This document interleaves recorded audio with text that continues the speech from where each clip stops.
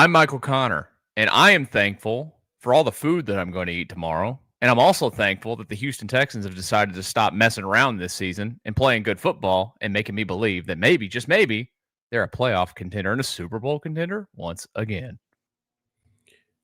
I'm John Hickman, and I'm thankful that with this offensive line combination, Houston is finally getting their franchise quarterback back after missing the last 3 games.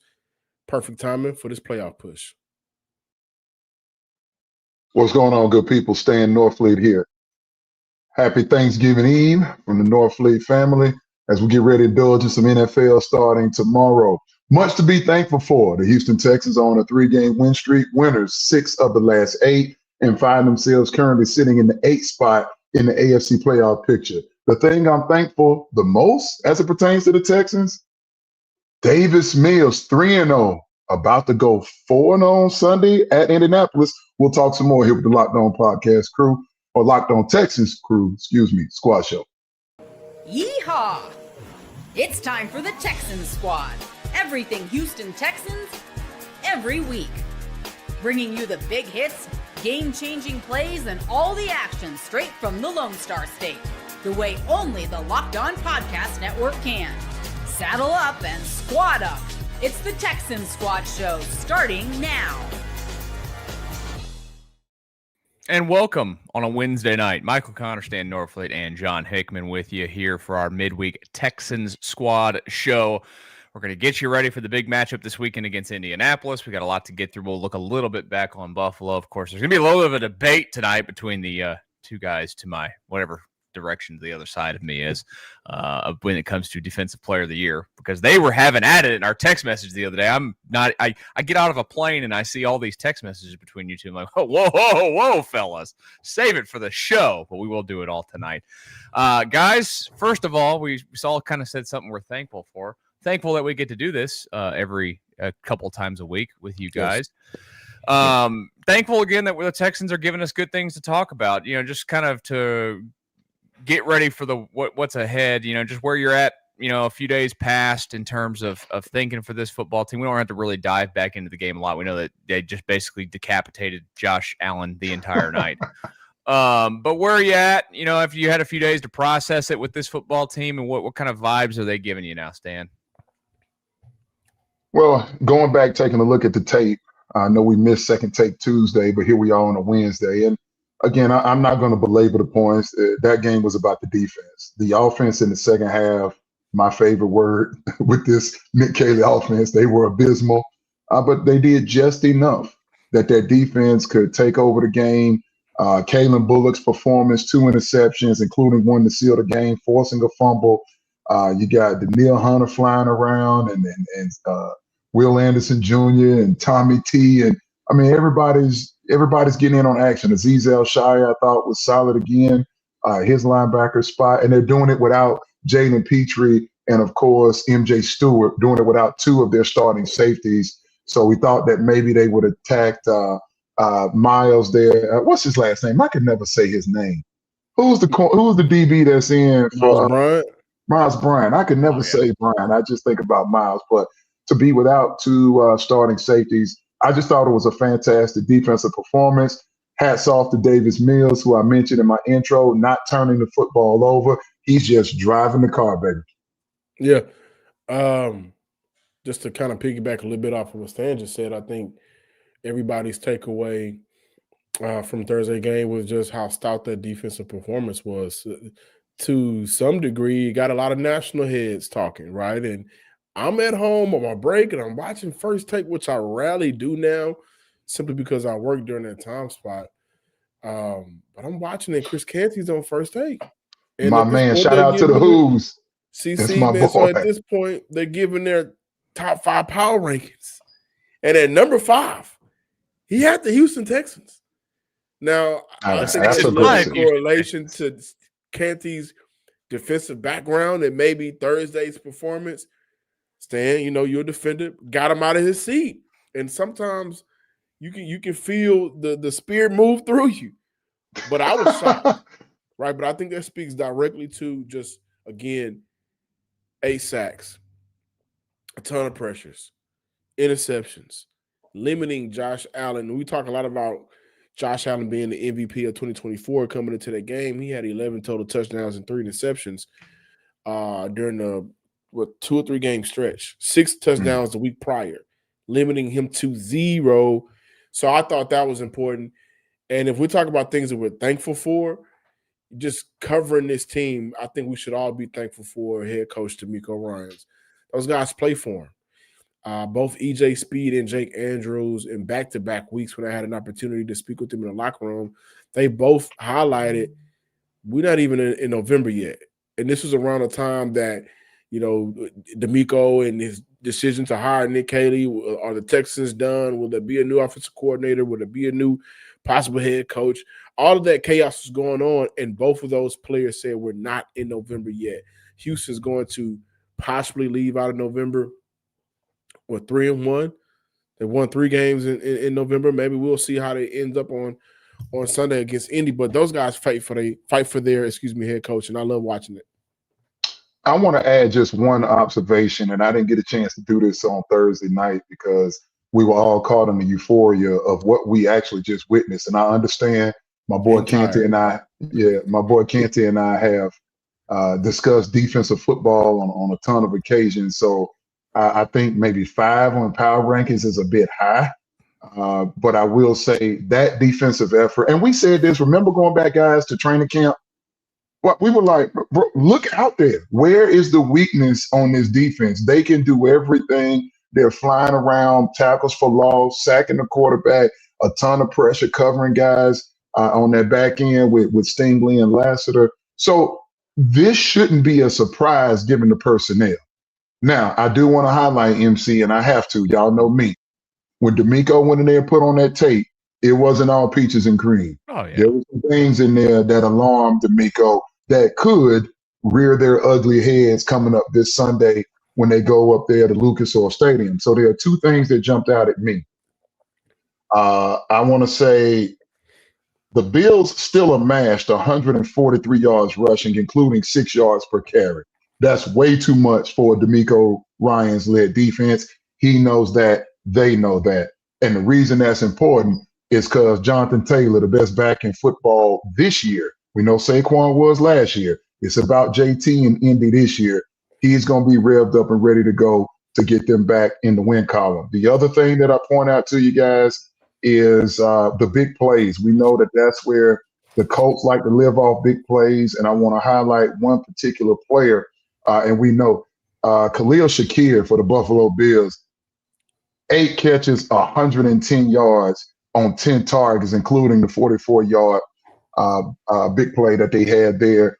And I get it. The lateral, the 4th and 27 is going to bother a lot of people. It should bother DeMeco and those guys. You can't be falling for no banana in the tailpipe on no 4th and 27 hook and ladder. So there are some things to continue to coach up now that we're in the aftermath of getting so geeked up about that performance on Thursday night in front of the nation. I also want to add to that, the first quarter and the third quarter for Houston has been a problem all year.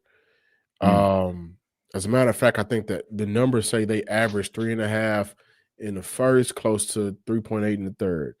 But then we saw Houston execute the 2-minute drill almost to perfection with Davis Mills. They go down there and score 14 points in the second quarter, play some really good football. So when I look at some of the leftovers from the Buffalo game, during this next couple of game stretch where you got to take on Indy and KC, you can't afford that third quarter. You can't afford to come out and play. I'm calling it scary, right? I don't think that the offense did a good job from a play calling standpoint in matching the intensity and aggressiveness that the defenses had, the Texans defense had out there that was playing with. So that's another takeaway for me and leftover. Like, you climbed yourself out of an 0-3 hole. Kudos. I think we all are happy and respect that. But the reality is you got a shot to make the playoffs. Act like it. Throw everything you can in the kitchen sink out there, especially considering C.J. Stroud return to practice. And I think he's going to be cleared to play football. Of course, they have to announce about tomorrow for Sunday. So you get your quarterback back. Go out there and do everything you possibly can to score points.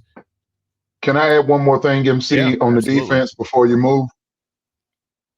we didn't do, at least I'm going to take accountability. I did not do a good enough job. And I probably got sidetracked with John and that bleep that he be talking about defensive player of the year. I got sidetracked. But a name that we did not mention, Jay Reed. You ain't no cop, Jay Reed. Yeah, I saw that. That was popping up on some of Texas Twitter. What was the name of that movie? LL Cool J, Omar Epps, and In Too Deep. Yeah, it's a great film for those that are into the culture. But Jalen Reed, as a rookie, rocking that 23 jersey and those sweet all red, those battle red unis, led the team with 12 tackles. And I heard D'Amico on multiple occasions this week really highlighting the guy that has been nicked up this year. And when duty called, I talk about some of the absences there in the secondary due to injury. Jay Reed stepped in there and was performing quite admirably. So I want to make sure I acknowledge Jalen Reed. Yeah. Young out of Penn State. And you're right. I'm still thinking back on it too, man. I still love all their new uniforms, but the red is just so good. It's just sweet. The red is crazy. I need it more than once a year. I don't think they're wearing it again this year. I think it's it. It's one and done, I believe. It might be. They're in the icy whites. Playoffs. Yeah. They're in the icy whites on Sunday. Icy whites. I like the whites. I like the whites. I would like to see the all whites with a white helmet. With the red helmet. Oh, see, I'd want a white helmet. Remember when they first introduced the team? They had a white helmet with a blue face mask. I do remember that. Yeah. I've seen them. Didn't we see them last year? I know we saw them in 2023. No, that was last year. We saw them with the Liberty Blue unis with the red helmet. We saw that last year once somewhere. I believe it was a home game too. But nonetheless, as long as they play winning football, win 6 of the last 8, then I'm good with that. Yeah, and there's a lot to look forward to, and we're kind of did this last week too. I think I want to get into it a little bit, just kind of take a glance at the AFC. Of course, the Texans right now not in the playoff picture, but they are one game out behind those Buffalo Bills who they just beat for that 7th seed, and of course they'll hold the tiebreaker over Buffalo if they end up in the same record there, which is a very important win. And of course, they've got some important games ahead of them with 2 against the Colts and of course the Chiefs the following weekend after this one. Don't forget that Chargers game. That could be one of those. That Chargers game could be I'll just say right now, that Chargers game, it's going to be important. Does not scare me one bit. They've lost their offensive line. The Texans just killed Josh Allen. I think that they're going to literally murder Justin Herbert for probably about 12 sacks in that game. With the Chargers right now? I saw him pop up somewhere starting for somebody. It could I think it's LA. DP is over in KC now, so did see Damian Pierce get picked up. Yeah. Oh, he did. Yeah. Oh, by the way, did y'all hear that the Eagles, was it the Eagles or San Fran? One of the two tried to put a claim in, and Caserio wouldn't deal them. So Caserio could have gotten something for Damian Pierce and decided not to. Was it Philly or was it KC? It was one of those two because Philly ended up doing the Tank Bigsby deal with Jacksonville. So it must have been Philly. Forgive me for not having that information. That happened in the offseason. I don't know if it was offseason. It was 3 weeks later since the deadline, and it just came out real quiet, like after the Thursday game last week going into a football Friday. I saw it somewhere. I'll go pull up the report. But yeah, Caserio. Bless your heart. Should have taken whatever you could have gotten. We do know that. All right, the quarterback is back on the field, at least at practice today, and he could be back this weekend. Let's talk some CJ Stroud when we return to the Locked on Texans Squad show. Today's show is brought to you by our friends over there at Peloton. Look, folks, it's time to break through the busiest time of the year with a brand new Peloton cross-training Tread Plus that's powered by Peloton IQ. It's Peloton's most elevated technology and equipment yet that gives you real-time guidance, and it gives you endless ways to move, whether you want to work out by yourself or if you want to work out with your favorite instructor, like my personal favorite, Alex Toussaint. He always gets me fired up to tackle the day. And the thing I like about Peloton, it helps me achieve more in less times. They have features that help you plan, stay motivated, track your progress, and Peloton IQ also provides personalized workout plans and recommendations. That's something that I use right now during the busiest time of the year covering the NFL. They plan my workouts for me based on my mood, my vibe, and also my favorite instructors. So make sure you check it out and use it because it also helps you correct your form in real time, and it maximizes your reps. It counts your reps so that you can do it smarter, safer, and more efficient. Let yourself run, lift, flex, push, and go. Explore the new Peloton cross-training Tread Plus at onepeloton.com. The Houston Texans are one of the hottest teams in the NFL, and we're talking about them here on the Squad Show. Michael Connor, Stan Norfleet, and John Hickman with you as they prepare for the Indianapolis Colts this weekend at Lucas Oil Stadium. Did you guys catch 4.5 point dogs? Did you guys catch any of the Colts and Chiefs game over the weekend? Since we had the ability to, I did. I don't know. I mean, call me a homer if you'd like. Not impressed one bit of the way the Colts handled that game. They went from great little first half to could not do a thing in that second half at all. And I'm like, man, this is the team that's 8-2 and leading the division right now. Things are starting to break down for Indy. What made them so dangerous was Daniel Jones' ability to not be Daniel Jones. And in the last 3 weeks, I think he has 10 turnovers. Yeah, so, he's been turning the ball over a little bit. He hadn't been playing the best of football. I talked about it a little bit on my early look at the Colts. You know, for the Texans to stay in this game defensively, they got to keep an eye on what DeMeco Ryans recently just called Shane Steichen's eye candy, those crossing routes and trying to get the defense to, you know, make some undisciplined errors. On the jet and orbit motion, yeah. On the year, they averaged nearly 12 yards per catch on the crossing routes. It's the third most frequently ran route. Then also, Stan, I think you pointed it out, you know, they'll take those shots deep. That's their second most frequently ran route, but they average 20 yards per catch. 9 of those catches have gone for 15 or more yards. And so with JT in that backfield, the play action game for Indy is extremely dangerous because they're going to get defenses try to bite up and try to stop the run. And they've, you know, been able to kill defenses. But I think Houston is in a favorable spot, especially if they get Jalen Petrie back to just stay disciplined. They got a great run defense with the 4 guys they have up there. And the back end, Kalen Bullock, who's been phenomenal, you know, just continue to play good football. Before I get into like my, you know, breaking down the Colts, and you bring up some excellent points, John, and I want to acknowledge several of the points that you brought up. I do want to digress just a little bit. This Kansas City game, I thought, was more about Kansas City than it was about the Colts. I agree. Kansas City was down 11 points, and how did they do it? They did it in the fourth quarter and in overtime. Kansas City outscored the Colts 14-0. So the Colts did not have rhythm early, which is going to be critical in this game versus the Colts. Stan, what are you talking about? And DeMeco hinted at it this week. I went and did some homework to just try and buffer his argument for him. Not that he needs me to, but it's fun. So the Colts get out. They outscore the Chiefs 7-0 in the first quarter. They lose the second quarter 9-7. But that's 14-9 going in the half. So it made me go look at what is Indianapolis doing in the first half, because what they do, they play. If y'all remember going back to when we started the season, I told you I did not like how the 25 Texans were constructed. I thought it was a bad idea based on offensive line skill, weapons, and everything that they had put on their defense. I thought that they should flip that formula.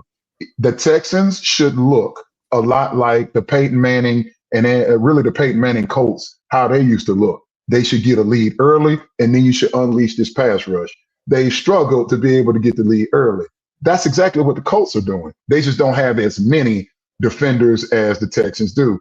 The Indianapolis Colts are second in the NFL in the first half, scoring at 16.2 points per game. They score, they get you down by 2 scores, and then Lou Anarumo, formerly of the Cincinnati Bengals, their new coordinator, they're partnered with Shane Steichen, the offensive-minded head coach, and then he releases those pressure packages. Kwity Paye, you're talking about Leatu Letu.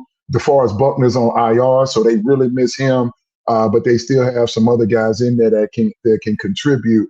It's about first half. The Texans cannot get behind. So whether that's Davis Mills, who's in a groove, that's 3-0, or whether that's CJ, whether he gets the nod. And CJ, how much rust will be there in the first quarter or in the second quarter, you know, and certainly when you start that third quarter, those, final 8, the 4 the second quarter, and then the start of the third quarter. That's how Indianapolis plays. If they get in the groove early with JT, you're now fighting from behind, and they pressure the bleep out of you. Now, we do expect CJ to play this week, right, guys? I mean, like, he's full participant today in practice. You guys, I don't know. I think if it wasn't such a short turnaround for Thursday, we would have saw him against Buffalo. See, the hard part with that concussion is you do have guys that have setbacks, and of course, I'm not wishing that on CJ. Right. I get it; he was a full participant, but it's one thing to go out there, and then what are the symptoms afterwards? And that's what we won't know until tomorrow. I'm not sure, and I'm gonna throw this out there, and I'm not saying he shouldn't go. Say it. We just gonna ignore. We just go, and I get it. D'Amico said that CJ is his starting quarterback when he's ready. But he didn't say the day that he was ready. He said he was still in the protocol and he's going through the proper channels. Do we have confidence that Davis Mills can go on the road with that defense playing like that and get a dub? I don't think it's unreasonable. I don't think it's unreasonable. I think, of course, the defense has given Houston a shot in every game. They haven't been beat by more than one score this year with or without CJs. That's including 3-0 with Mills. I think what y'all let me know how y'all feel, man. If they would have finished the game how they started the game, then I would be more confident in Houston moving forward. And I'm not sure if I want to place this blame on Davis Mills or solely on Nick Caley. I'm going to place it on Nick Caley. But I had an issue with how they came out in that third quarter after finishing that second quarter so hot. And so it felt like, especially on the rewatch, it felt like, we got a lead. Let's not lose it. And they did the same thing against Denver. They sat on the ball. They sure did. Didn't like that, and so I don't know. What does that tell you? Changes if there's a different quarterback. It tells me a few things. Yeah, go ahead. I'll ask you a question. I apologize. It tells me a few things. You know, right now, Nick Caley, he's not just trying to lose games because of him. It also tells me the trust factor in Davis Mills to win games isn't as high as it is for CJ Stroud to win games. But you can't. I don't think you can isolate Davis Mills like that. I don't think that's fair, because if you isolate Davis Mills, obviously you're isolating, the style of play calling, and then that ends up hurting Woody Marks. That ends up hurting Nico Collins and Jaden Higgins. And those are guys that are factors when they get the ball in their hand to make plays, right? So that's my biggest concern and worry. Like, if it's Davis Mills out there, will Houston try to attempt to be, great in the second quarter, and then they get a lead, and then they just fall back? And I don't think you can afford to do that with Indy. I think for me, them sitting on the ball tells me they thought the defense could do enough, along with the special teams, Kami Fairbairn back healthy. It also tells me they don't completely trust Davis to run the full offense regardless of situation. Certain situations, they want to protect Davis from himself. And I don't know that that's completely fair to this team or to Davis. They got fortunate the other day because Buffalo was a couple plays away. I mean, that thing could have easily went the other way. They converted on 4th and 27, which is crazy. Bro, 4th and 27. Right. I was like, right. That was a good. I was like, my God. All right, so that's that piece. The other thing is, what will the number one storyline be? And again, I'm going to be slightly hyperbolic here. What will the number one storyline be for the Houston Texans if CJ Stroud comes out there as rusty and he doesn't play good ball? Everybody's going to say, if the Texans lose and CJ's rusty, how come you didn't play Mills? Everybody's going to say it. Yeah, that's the tip, but isn't that the typical we love the backup, type of thing? You know how it is. The backup is always like the most popular person until he turns back into the backup. A little bit like Daniel Jones becoming like I keep telling everybody this week, like at some point, like I feel like Daniel Jones is going to turn back into a pumpkin. At some point, like Davis Mills is going to turn back into a pumpkin from the standpoint of you're not going to win, right? Like, I don't know. We can't be that overreactionary, can we? I mean, Granted, you always want your starter back in. Yeah. But how many backups are 3-0? Washy. That's Texan fans. Obviously, when you get we can't ignore Davis Mills going 3-0 as a starting quarterback to even put Houston in this position. And for some Texan fans, and I've seen comments, and it's just like, that's how y'all feel, but that S word is starting to kind of creep up around Stroud again, soft, because of the amount of time missed for the concussion. I'm not there. I think that's aggressive. I'm not you guys, but I've seen it. Oh, yeah, I understand what you're saying. Calls and text messages, and also look at how the offense is operating with Davis Mills and not CJ Stroud. And I'm like, y'all, that's my question here with that, though, John, that you bring that up, operating. Is there anything that you're seeing with how they're operating?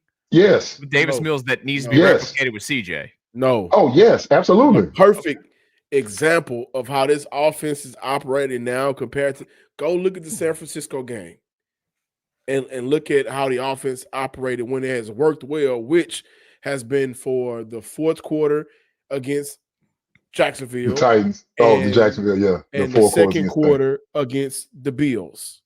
2 quarters of great offensive football. The last time the offensive line didn't allow a sack, the quarterback had over 300 total yards of offense. So, John, it's not a difference in offenses since San Francisco, in my opinion. If we go do, and I have not done this homework, but I feel astute enough that I can make this observation, and I believe the numbers will support me. It's not that hard. Nico and Jaden Higgins play better with Davis Mills in 2025 than they have with CJ Stroud in 2025. When I look at the ability to force feed Nico and Nick Caley getting him the ball in different alignments, in different situations, and the emergence, and he missed, and Davis Mills did miss Higgins on some balls against Buffalo. The wide open, he was wide open, and they had a miscommunication. I heard Higgins say that today on the flagship station. The bottom line is when you go look at the production from both of those guys, it has been better with Davis Mills than with CJ this year. I don't think you can ignore that. The best we've seen from Woody Marks, the best we've seen from Woody. Has that not been with Davis? No, I'm not going to. No. Wait a minute. That has nothing to do with CJ Stroud.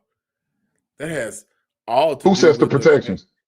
That has all to do with the fact that Trent Brown has been out there for the last 3 games. Sets the protection in this offense? I'm just talking football.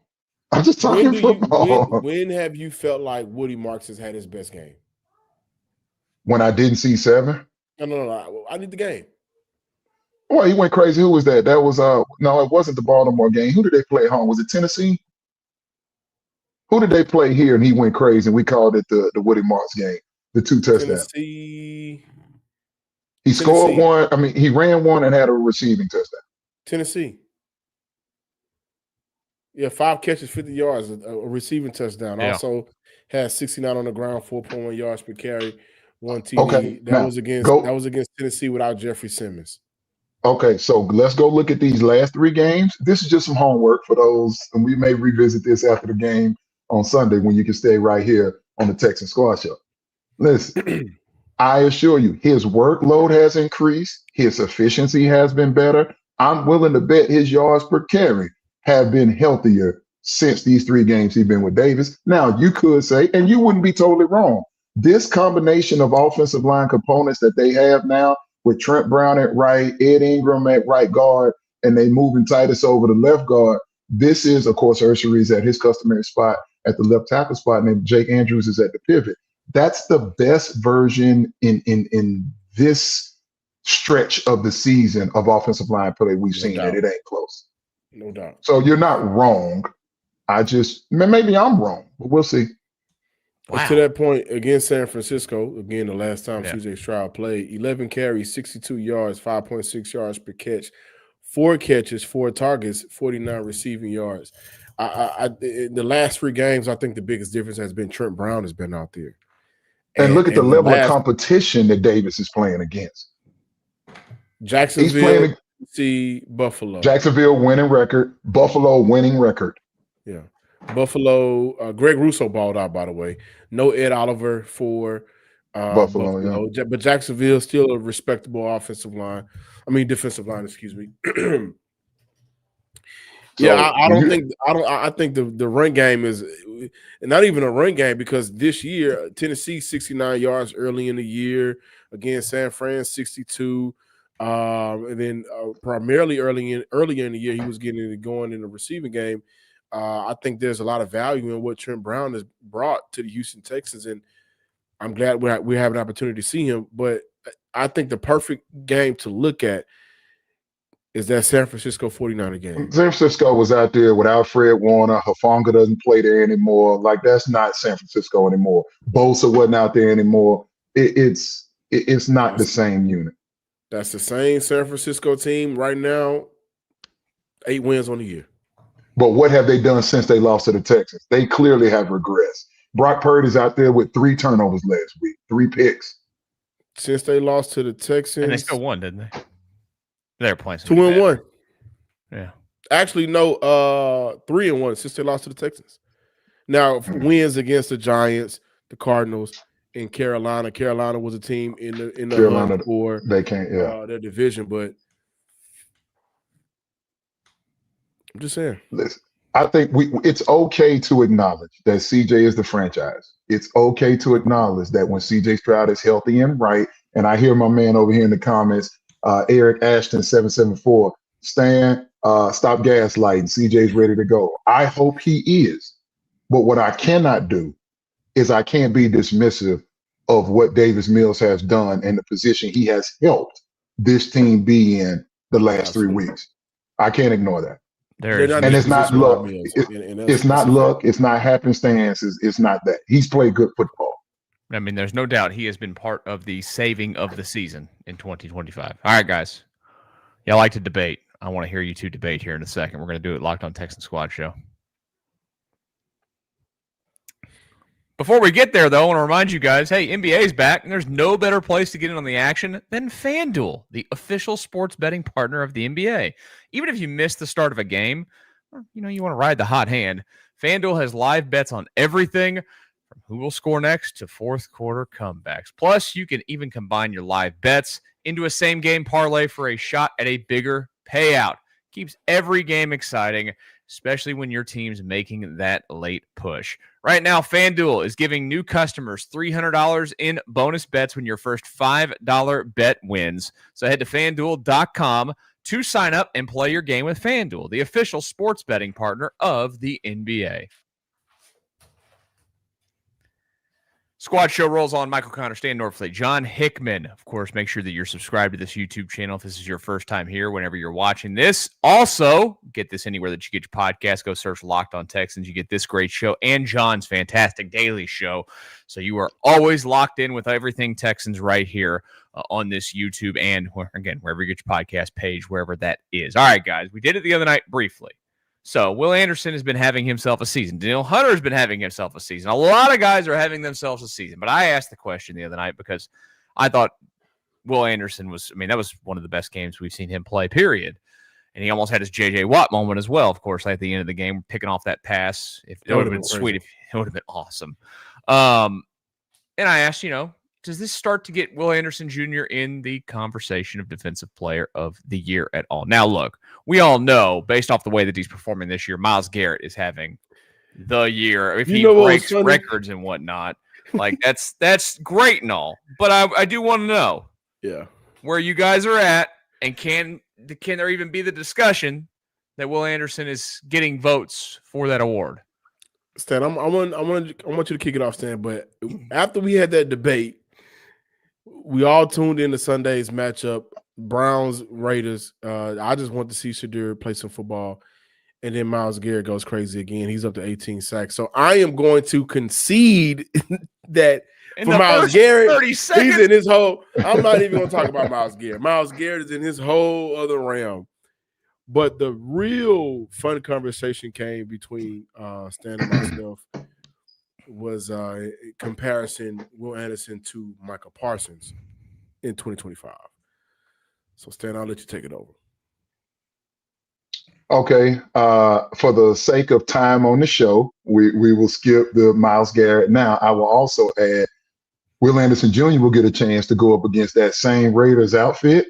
The third to last game of the season, I do believe. I can't remember if it's Arizona then the Raiders or the Raiders in Arizona, but later in this year, Will Anderson to get a chance to go up against that bunch, and maybe they will have mailed it in and he can kind of stat pad and do those types of things. So the defensive player of the year right now, according to DraftKings, when I went and looked prior to this program, it is clear Myles Garrett minus 1,000. It's his to lose at this point. Would you take a look at who's at second? DraftKings has Micah Parsons at plus 800. He had 2 sacks on Sunday night. Granted that Green Bay's offense let him down. It's no disrespect to me. And by the way, Will Anderson is at third at plus 1,000. It's no disrespect to me to say that Will Anderson has indeed played himself into a legitimate defensive player of the year candidate. I made 2 proclamations after the game on Thursday. One, he's not better than Denil Hunter. Denil Hunter was the reigning AFC Defensive Player of the Week coming into last week. Will does not have one of those distinctions this season that I can recall. Maybe I'm wrong about that. Number 2, I also mentioned, as excellent as Will is, and he's probably my favorite player over there, he's not better player than Micah Parsons. I don't believe there's a single GM, including the one at NRG, that would take Will Anderson Jr. over Micah Parsons. I think that you're smoking something on that one, because Micah Parsons has so many weaknesses in his game when it comes to people literally running the football directly at him because he cannot stop the run to save his life. And Will Anderson doesn't do any of that. That's my biggest argument with this. How many times has Will Anderson been All-Pro? Because I'll wait. We know how many times Michael Parsons. But how many years Will Anderson been in the league? This is what, his third year? This is third by year. the time Michael Parsons was in the year 3 years, he'd been All-Pro every year except one. I'm gonna say my part real quick. I'll let you, John, real quick. 2025, right? Micah Parsons gets those awards in large part because he plays for the Dallas Cowboys. It is a name game. It is a beauty contest, and he played for the beautiful little Cowboys, and they get all the publicity. That's why he gets the love that he does. He's still balling. He was NFC. I'm not saying he's not balling. I'm not saying he's not balling. But that's why he got all that love early in his career. He was a Cowboy. Stop that. Will Anderson doesn't get the love that he should get because he plays for the Texans. No, he's got a player that's a little bit better than him on the other side, but I'll wait on that. Go ahead, John. So I want to make it clear that my argument is solely on 2025. All of our arguments are mostly on 2025. 2025. Okay. This is why I am picking Will Anderson over Michael Parsons. And also, let's keep in mind, Michael Parsons is on the field a lot more than Will Anderson Jr. is in terms of snaps played. Whose problem is that? Whose problem is that? Well, the Texans have great depth. Derek Barnett and Dylan Horton is coming along great for the Houston Texans. Whose problem is that? 11 of Myles Garrett doesn't have that problem. Loss are against playoff teams. 11 of his tackles for loss are against playoff teams. What? 9.5 sacks from Will Anderson this year are against playoff teams. Will Anderson also has a better depth of tackle than Michael Parsons. Why? Because when we look at some of these strengths and weaknesses, as MC pointed out, you can't just run at Will Anderson. And with this conversation, a lot of times when we look at these edge rushers and we judge them solely on sacks and pressures. That's great. But there's also another element to the game of football, and that's being able to defend the run. Will Anderson, in my opinion, is light years better at defending the run than Michael Parsons. Now, coming into the week last week, Parsons had about 60 pressures. Will Anderson had about 63, but 35 of his pressures came on third down. This is Will Anderson. So I'm talking about a guy that can get off the field, stopping the run, and then also he got 35 pressures on third down. He also wins the forced fumble battle. He also wins the hurries battle. He also has a touchdown this year. And also I'm looking at some of the splash plays for some of the better defensive players in the NFL. Splash plays defined as sacks, pressures, run pass tackles leading to no gain or loss on third and fourth down, or tackles that don't result in a first down or touchdown, pass deflections as well, forced fumbles and recovery. Right now, Will Anderson, 99 of those plays are added up this year for Will Anderson. And I'm looking at those numbers compared to what Michael Parsons has done against playoff teams that got a better offensive lineman. It ain't the same. So in 2025, when I'm judging what one player does compared to the other player, while also not being on the field as much as that other player, it is 100% Will Anderson Jr. Now, Myles Garrett, you know what? Defensive player of the year, he got it. The Browns got to do something for this bad football they're putting out. They need some type of recognition. But after that, I don't think there's been a better defender in the league than a player that has, I think he's on a 7-game sack streak this year against majority franchise playoff record. teams. That has to count for something. And number one in rushing defense, number one defense in the NFL. They got to count for something. It does, because you got ballers around you. So I'm going to push back a little bit, not on the context necessarily of what you laid out, but I'm just going to point to fact here. Will Anderson Jr. does not lead his team. Between him and Hunter, his same position, he doesn't have more tackles than Hunter. I think Hunter has one more. He doesn't have more sacks. Tackles than Denil Hunter. He does not. He doesn't. Hunter has 37. He has 36. Hunter has 11 sacks. Will Anderson has 10.5. Now, what Will Anderson has done, the forced fumbles, the passes defense, he exceeds Hunter in that capacity. It's not about bagging on Will. I think Will is off to a fantastic start. I was totally championing the trading back up, Casario going to get him and CJ at 2 and 3 respectively. It made all the sense in the world. And Will Anderson has not underperformed. I just personally, when I think collectively what Will Anderson is doing, I think there are 2 other guys on other teams that are a little bit better defensively. And I happen to think Denil Hunter, clearly Denil is, I'm not going to say he's an old man, but he has probably plateaued. I'm going to remind you, and I know John is quantifying what Will has done this season, but I just want to remind the people. Start of this year, Denil Hunter, over the last, I believe it was 5 seasons. It could be longer than that, but I believe it was 5. Only 2 players in the league have more sacks than him. It was Myles Garrett and it was TJ Watt. Denil Hunter is an excellent player, which is why I remind you again, the NFL players, after last year's performance, rated Denil Hunter slightly ahead of Will Anderson Jr. To your point, 2025, let's see how it finishes up, and let's see where the players will vote. The bottom line is Will's still going to get a monster contract at the end of this year, so it'll be fine. Absolutely. They're already talking about it. And I'm telling you, the thing that we're going to look back on eventually is, there's going to come the day where, obviously Denil Hunter's not going to be playing for this team anymore because he's 31. We're going to go back and look and say, man, we watched, 2 of the 5 best pass rushers in the league play on the same team. It's just as simple as this franchise has had some good stuff in the past. This is up there. This is up there. So go back, Will Anderson, and I'm not asking Will to apologize for this. Have you seen the numbers that Jonathan Bernard are putting up? What he's putting up in Minnesota? Jonathan Bernard is still playing excellent football in Minnesota. So Will comes in the league and he has Bernard on the other side. Learned a lot, learned how to be a pro. Okay, cool. Then comes the cyborg. Took his game to the next level. Show me when. Michael Parsons, and I understand Parsons had Tank Lawrence on the other side for a little bit. I understand Myles Garrett had, who was over there for a while?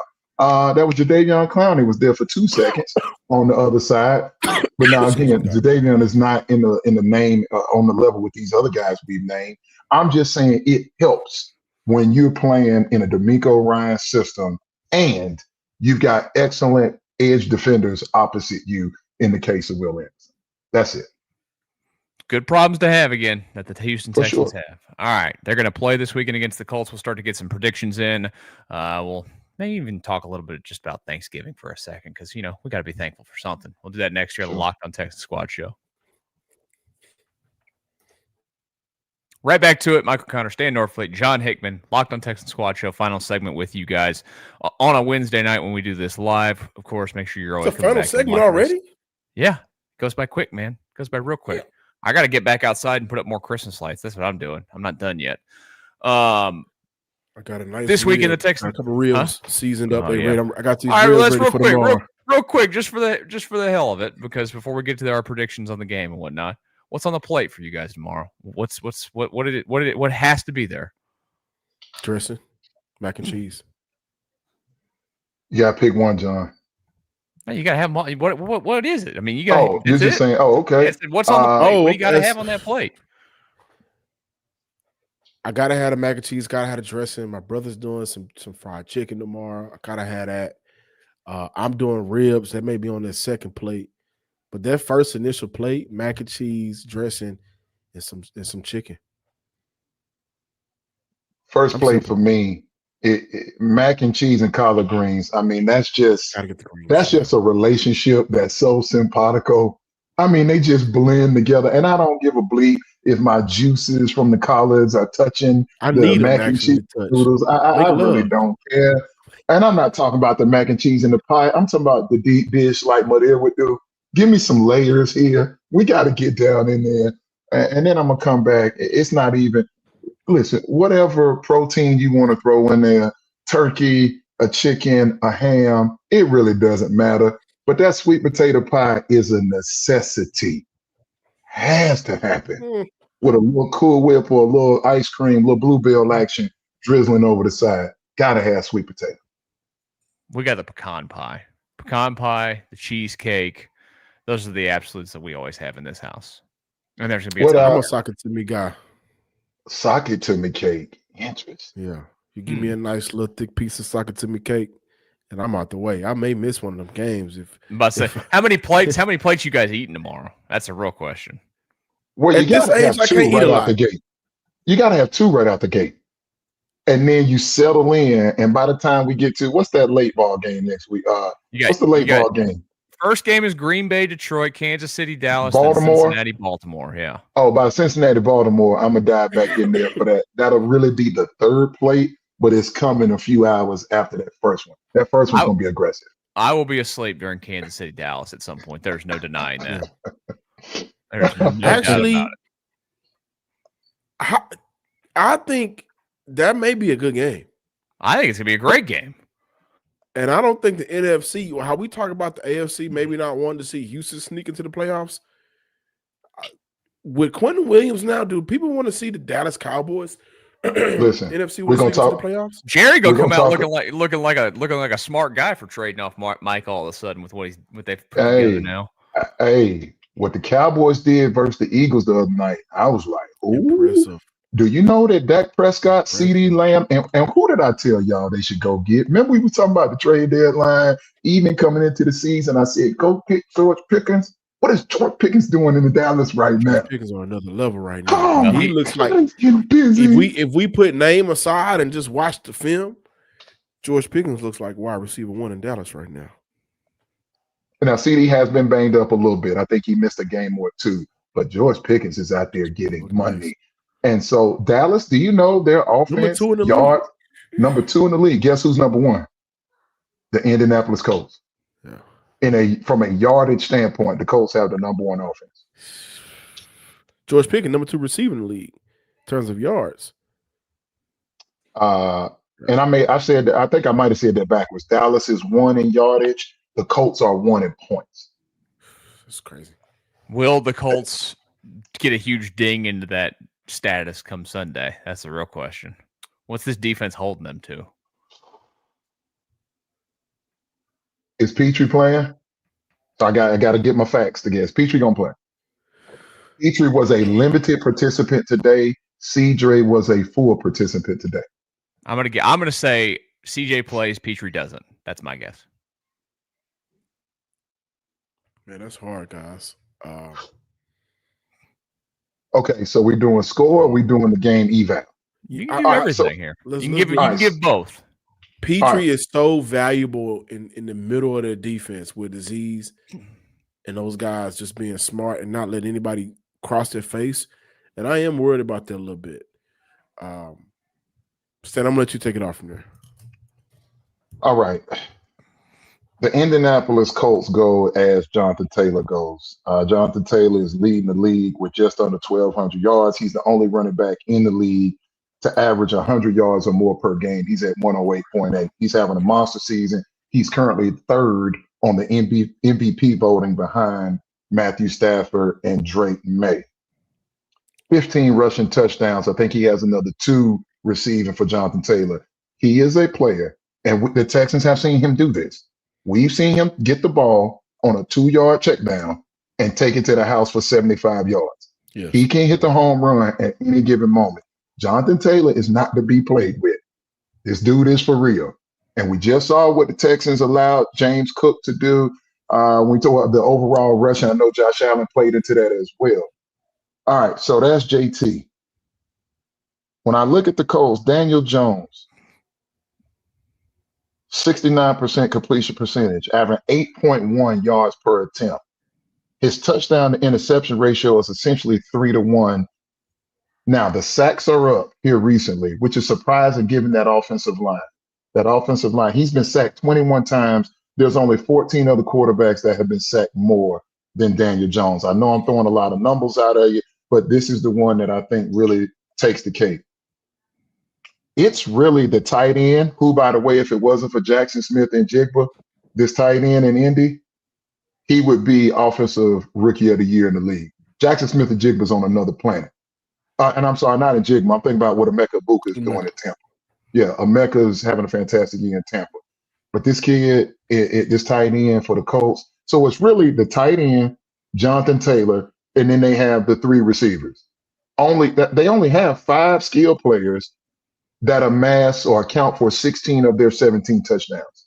The head of the snake to me is Jonathan Taylor. If you can make Daniel Jones one-dimensional, this pass rush, as they proved against Josh Allen last week, they'll be able to get after anybody. The question is, can the offense score enough points? We ask this every week. Yep.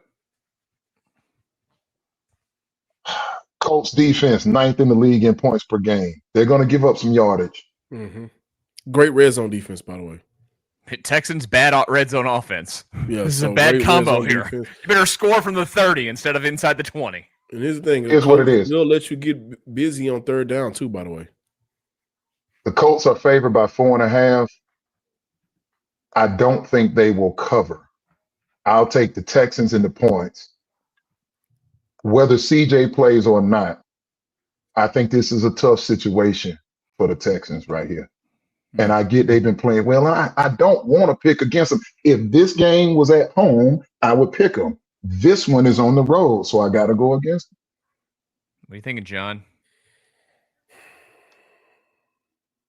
I'm not betting against DeMeco Ryans right now. You know his record with time to prepare. We've been over that. It's not good. I'm not betting against DeMeco Ryans. I'm gonna stick with the house. Ironically, as Stan pointed out, they're not at home. They call JJ Sugar 2244 says in the comments that I do remember them calling it the Stroud house. Yeah. So we aren't concerned about Stroud having rest at all. 3 weeks? 3 weeks? This is why that rust concern not as much, because I don't think the defense is going to let the game get so far out. And Stroud will have time to get himself back into a rhythm in the game. Damn. I'm going to roll with the Texans. I don't want to pick a score, but I think 21 gets the win for Houston. I'm on John's side here. I'm going with the Texans. Yeah, I think 21 gets the dub. I think the Texans take this one. I think it's going to be ugly. I think it's going to be a gritty one. And I'm going to take the Texans 20-17. Whether CJ plays or not, the both of you are taking the Texans. Yep. I am with John. Right now, I am not willing to bet against the vibe that they are feeling, and D'Amico Ryan's having them hyped up to play. I know I have the concern, like you mentioned, Stan, of them not being able to, or the way that they performed off of a little bit lengthy rest. But I just think they're rolling right now. I think they feel it. I think they believe, and I don't want to. I can't bet against them right now. Can't. John D-60 says, Stan, you pick against the Texans every week. Just say you hate them and wish them the worst. That's not true. Tell that guy. I also have been picking against the Texans for weeks now. So it's not just Stan. I picked the Texans to win versus Tennessee. I picked the Texans to win from a Lamar. Hey, wait a minute. He picked a team with one win on the season. I picked them to win. He picked the easiest one to go back to. Yeah, listen. I picked them to win against the Baltimore Ravens without Lamar and all them folks. I said they beat Baltimore. Okay. You said they'd beat San Francisco? I don't think I did. I think I was the only one that picked them against them to pick the Texans. I think you did. Yeah, I think I went against them because Mac Jones beat them the year before with Jacksonville, and I was like, they're going to lose to them. The way that San Francisco was playing at that time, and it's kind of like what's happening right now.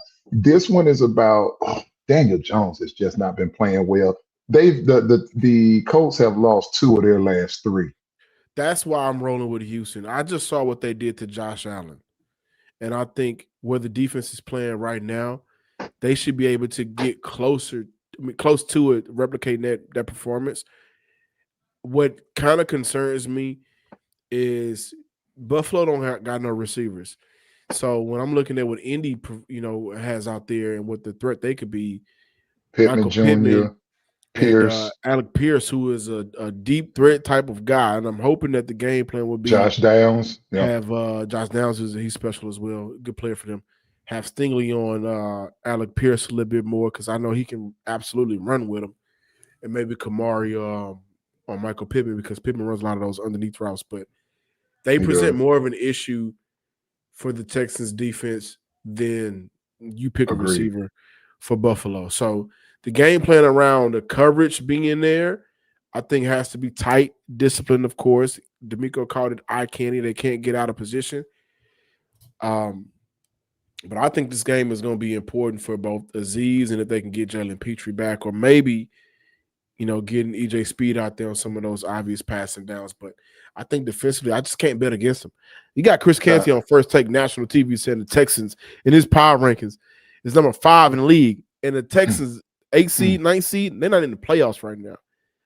I'm going to believe Listen, Ty Warren at that tight end spot, Ty Warren in the middle of that field, EJ Speed and Azeez Al-Shire are going to have their work cut out for them. Let's harken back to a year ago. Do y'all remember the game in Indy a year ago? I do. What are the Texans without this year going into this game? 2 starting safeties. Now, Bullock is taking the ball away, and I expect him to continue to be an excellent player. I was very high on Bullock coming out. I still am. But Bullock can't cover both hashes by itself. So,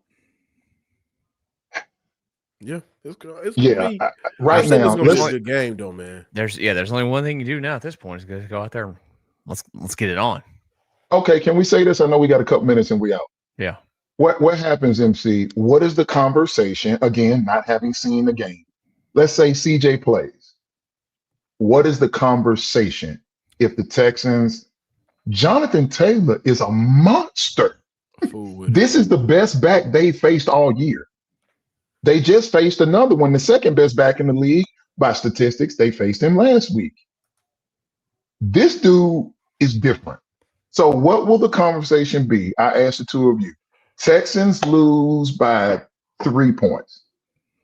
What will the conversation be coming out of that ball game Sunday afternoon? Still close.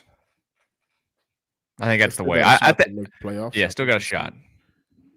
Because if they lose by 3, you're not feeling horrible. They haven't lost more by 1 digit this year, one score this year. And even if you lose to Indy, I think the path to the playoffs is still there through the wild card spot. It's still there. You got to squint, but it's still there. Yeah. So Still hope. I've been saying for a while now, I think the KC game is more important than the Indy game, the first one. Because you need the tiebreaker. Yeah. You need the tiebreaker. So, but I'm not going to say that as an excuse. If they lose, it'll be, can you finish this magical season?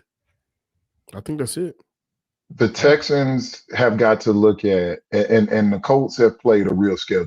You know, they played the Rams. Yeah. I think they played Tampa. Like, they've played some of the same teams, obviously, that the Texans have played. They've only beaten 2 teams above 500, have the Colts all year. A Denver team that beat the Texans, and the LA Chargers team that the Texans will play later in next month. So we'll see. It's just a tough matchup, man. Like, this one could go either way. To me, this is about home field advantage. And I don't like that the Texans have been praised for a week and a half. And I've seen D'Amico's record. I think it's 3-5 now, with a week or more, with more than a week to prepare. Yeah.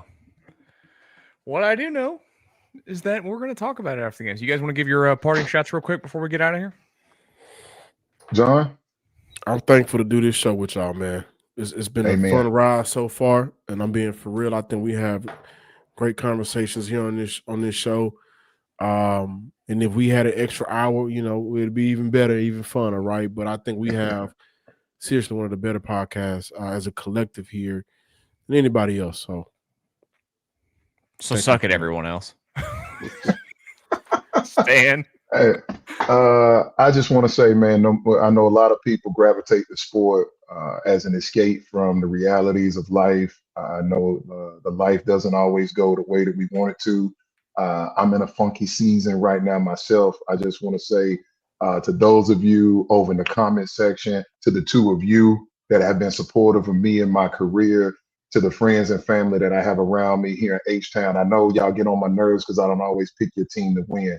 But this is the best city in America to me. So some of my guys asked me that today, and I'm so very thankful to be afforded to be in this space surrounded by people that I love, that care about me, that support me, and I need that right now. So God bless y'all. Y'all have my prayers, best wishes to everybody's family. Absolutely. Same right back to you, Stan. And thank you, sir. Appreciate that. To everybody. We all love everybody as well. We love all of our listeners, all of our viewers. Come on back and do it with us again. Because Sunday, when they play the Colts, we will be here live as soon as the game ends. On Stan said that they piss him off. Wait a minute. You just said they piss you off before picking again? No, it's a little bit of brother. both. It's a little bit of both. Brother. It's the Spider-Man meme. We'll see if it happens. We'll see if he pisses them off on Sunday, or who pisses who off on Sunday, because somebody's going to piss somebody off, right? We'll be here after the game ends with Stan and John and Wade Smith right here on the Locked On Texans Squad Show. You guys have a great Thanksgiving.